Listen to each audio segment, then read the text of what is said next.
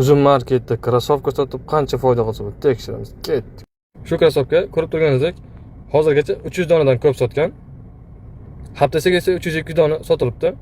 Endi buni Xitoydan olib keladigan bo'lsak, bizga qanchaga tushadi? Hisoblab ko'ramiz. Ketdik. Ko'rib turganingizdek, Xitoyda bu krossovkamiz 16 yuandan. 16 yuanimizni O'zbek so'miga aylantiramiz. 16 yuanimizni ko'paytiramiz 1810 ga. Ya'ni 1810 bu 1 yuanimizning narxi.